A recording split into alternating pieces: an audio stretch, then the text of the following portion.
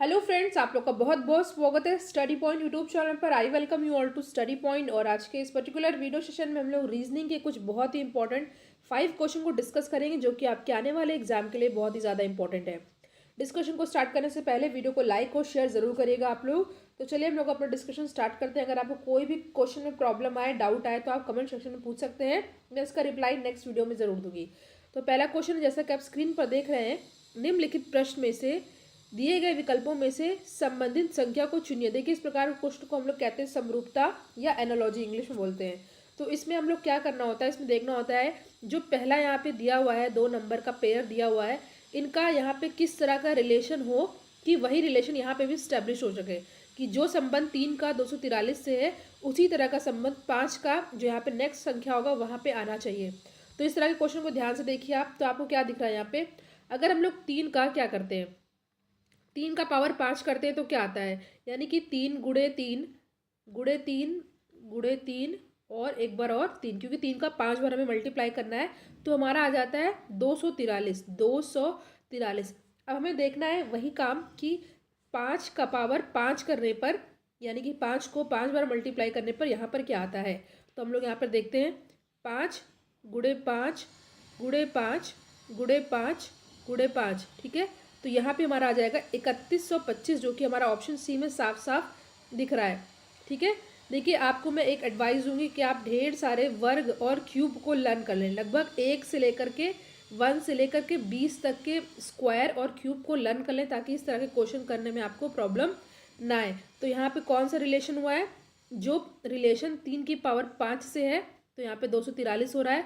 उसी तरह यहाँ पे 5 की पावर 5 कर देंगे तो हमारा आ जाएगा 3125, यानी 3125, जो कि हमारा ऑप्शन सी में साफ साफ दिख रहा है।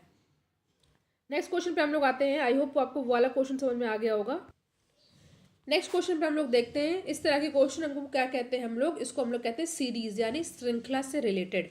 क्वेश्चन क्या दिया हुआ है आपके सामने, दी गई संख्याओं में अगला संख्या क्या होगा, ठीक है। यहाँ पे है 5, 5 के बाद है 7, 7 के बाद है 25, 49, 125। आपको बताना है जो क्वेश्चन मार्क है यहाँ पे option A B C D में कौन सी संख्या होगी। तो ध्यान से देखिएगा। देखिए, आप इस तरह के क्वेश्चन में सबसे ज़्यादा इंपॉर्टेंट क्या चीज़ है, प्रैक्टिस। देखिए, इस टाइप के क्वेश्चन में कोई ट्रिक नहीं होती है। ये वाले जो क्वेश्चन आते हैं इसमें केवल प्रैक्टिस ही होती है, जो मेन होता है। तो यहाँ पे लिखा है 5, ठीक है। अगर हम लोग 5 की पावर 1 करते हैं तो क्या आएगा हमारा 5, ठीक है। 5 को एक बार मल्टीप्लाई करेंगे तो 5 ही आएगा। नेक्स्ट क्या दे रखा है यहाँ पे, आपको दिख रहा है 7, तो 7 की पावर 1 करेंगे तो आप पे आ जाएगा 7, ये हो गया आपका। अब हम लोग नेक्स्ट देखते हैं, यहाँ पे 25, अगर हम लोग 5 का स्क्वायर करते हैं तो क्या आएगा हमारा 25, ठीक है। उसी तरह अगर यहाँ पे 49 लिखा है, यानी कि 7 का स्क्वायर करने पर हमारा क्या आ जा रहा है, 49 आ जा रहा है। उसी तरह हम लोग अगर यहाँ पे नेक्स्ट पर हम लोग आते हैं, ये मैं हटा रही हूँ, अगर हम लोग 5 का क्यूब करते हैं तो हमारा क्या क्या आता है 125। तो उसी तरह एक बार हमने 5 का पावर 1 किया, फिर 7 का पावर 1 किया, फिर 5 का पावर 2 किया, 7 का पावर 2 किया, 5 का पावर 3 किया। अब ऑब्वियस सी बात है कि 7 का पावर 3, यानी कि यहाँ पे आ जाएगा 7 गुड़े 7 गुड़े 7, यानी कि 49 गुड़े 3, यानी कि 49 गुड़े 7, यानी कि 343, जो कि हमारा ऑप्शन डी में साफ साफ दिख रहा है, ठीक है। यहाँ का क्या हुआ, 5 का पावर 3 किया तो 125 आया, तो 7 की पावर 3 करेंगे तो 7 गुड़े 7 गुड़े 7 आएगा 343, जो कि हमारा ऑप्शन डी में साफ साफ दिख रहा है, ठीक है। कोई पैटर्न इसमें, बस एक पैटर्न फॉलो हुआ था। एक बार 5 की पावर 1 था, 7 की पावर 1, फिर 5 की पावर 2, 7 की पावर 2, फिर 5 की पावर 3, तो यहाँ पर आ जाएगा 7 की पावर 3, यानी कि 343। तो ऑप्शन डी हो जाएगा हमारा सही आंसर, ठीक है, 343। आई होप आपको ये क्वेश्चन भी समझ में आ। अगर आपको कोई भी डाउट हो तो आप ज़रूर पूछेगा। अगर आप चाहें तो वीडियो को लाइक ज़रूर कीजिए, क्योंकि क्वेश्चन आपके लिए बहुत ही इंपॉर्टेंट है और आपके लिए बहुत मेहनत की जा रही है। और इसको शेयर भी अपने फ्रेंड सर्किल में ज़रूर कीजिएगा, अगर आपको क्वेश्चन इंपॉर्टेंट और आपको मैथड अच्छा लगे तो।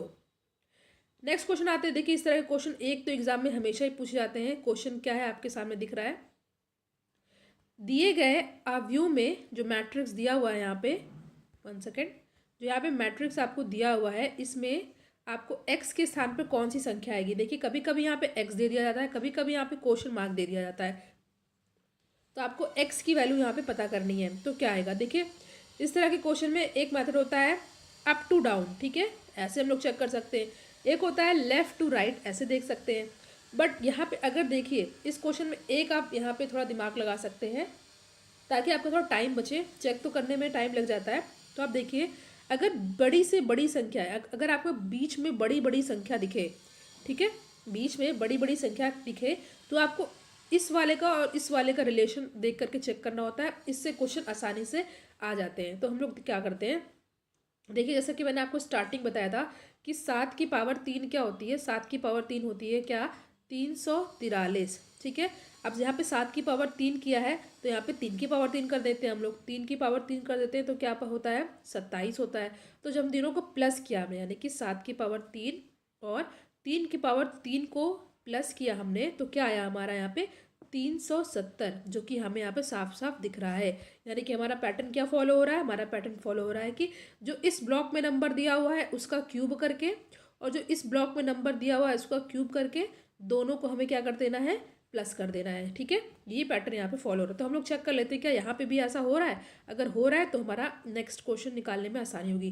देखिए मैं आपको समझा रही हूँ इसलिए आपको यहाँ पे टाइम लग रहा है, जब आप एग्जाम में करेंगे तो बहुत ही फटाफट आप लोग कर लेंगे। यानी कि क्यूब काम नहीं किया, यानी कि 6 का पावर क्यूब करेंगे तो क्या आता है, 6 की पावर क्यूब करने पर हमारा आता है क्या, मल्टीप्लाई करिए तो आता है 216, ठीक है। अब 6 की पावर क्यूब किया यानी कि यहाँ पे 2 की पावर क्यूब करना है, यानी कि 2 गुणे 2 गुणे 2 यानी कि यहाँ पर आएगा आपका 8, ठीक है, 8। तो क्या इसको प्लस करने पे हमारा 224 आ रहा है, जी हाँ आ रहा है, ठीक है। तो ये यहाँ पे भी वो पैटर्न फॉलो हो गया, ठीक है। कौन सा पैटर्न फॉलो हो रहा है कि इनका इस नंबर का क्यूब करके इस नंबर का क्यूब करके प्लस कर देना है और यही हमारा बीच का आ रहा है। तो अभी हम देखते हैं क्या आएगा हमारा, ठीक है। हालांकि यहाँ पे नंबर हमको बताना है, यानी कि इस किसका क्यूब करें और उसमें 1 प्लस करें तो हमारा 730 आ जाए, ठीक है। तो देखते हैं हम लोग क्या होगा। देखिए 9 का क्यूब करने पर क्या आता है, 9 इंटू 9 इंटू 9, ठीक है, 9 9 81, ठीक है। अब 81 में 9 से मल्टीप्लाई करते हैं, 81 यानी 81 में हम लोग 9 से मल्टीप्लाई करते हैं तो 9 1 ज़ा 9, 9 9 8 ज़ा 72, यानी कि 729। और 1 का क्यूब तो 1 ही होता है, ठीक है। 1 को कितनी बार भी आप मल्टीप्लाई करिए 1 ही आएगा। तो यहाँ पर आ गया 730, यानी कि ये हमारा आ रहा है यहाँ पे 9, ठीक है। क्यों, क्योंकि 9 का क्यूब करने पर उसमें 1 का क्यूब करने पर प्लस करने पर 730 आ रहा है, जो कि हमारा ऑप्शन सी में साफ साफ दिख रहा है, ठीक है। तो ऑप्शन सी हो जाएगा हमारा करेक्ट आंसर, ठीक है। आई होप ये क्वेश्चन आपको समझ में आया होगा। बहुत ईजी क्वेश्चन है।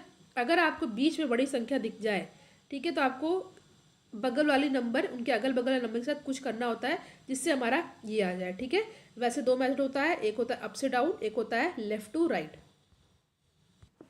आई होप आपको ये क्वेश्चन समझ में आ गया होगा। अगर आपको कोई भी डाउट हो तो आप क्वेश्चन मुझसे पूछ सकते हैं कमेंट सेक्शन में, रिप्लाई मैं ज़रूर दूंगी।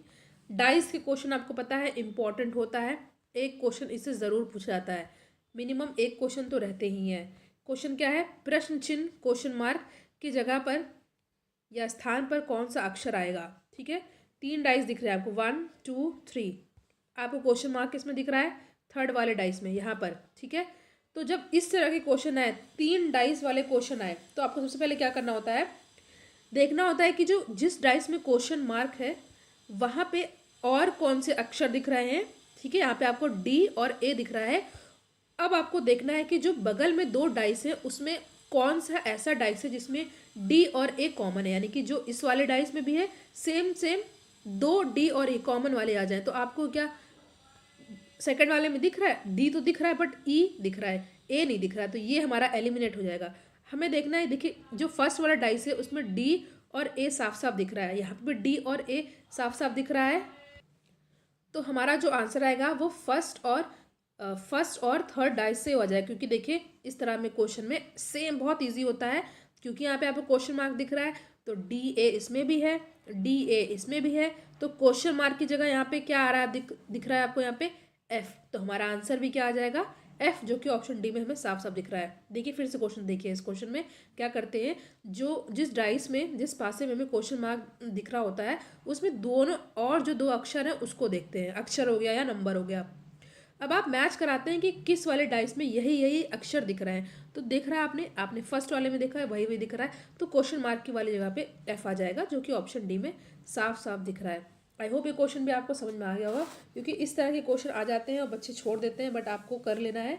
मैंने आपको समझाया इसलिए आपको टाइम लगा, जब आपके सामने ऐसे क्वेश्चन आएंगे आप मिनिमम मिनिमम 2 सेकंड में, सेकंड में आप इस क्वेश्चन को सॉल्व कर लेंगे। ठीक है, बहुत लोगों को ये क्वेश्चन आता भी होगा, बट फिर भी मैंने इस क्वेश्चन को इंक्लूड किया है जिनको नहीं आता है। ठीक है, नेक्स्ट क्वेश्चन है हमारा, नीचे दिए गए प्रश्न का सही वेन आरेख बताना है आपको, क्या होगा। ठीक है, आसान प्रश्न है, क्या है, धातु, लोहा, क्लोरीन। ठीक है, आपको संबंध बताना है कि इसमें कौन सा हो। क्या, देखिए सबसे पहले आपको देखना है मेटल। मेटल में आपको पता है कि लोहा आता है, बट क्लोरीन क्या है, क्या क्लोरीन एक मेटल है? नहीं। ना ही एक प्रकार का लोहा है, नहीं। क्लोरीन एक प्रकार की क्या है, गैस है। ठीक है, गैस है। मगर धातु में अगर बात की जाए, मेटल, धातु और अधातु होते हैं, मेटल और नॉन मेटल होते हैं। धातु में आ जाता है हमारा लोहा।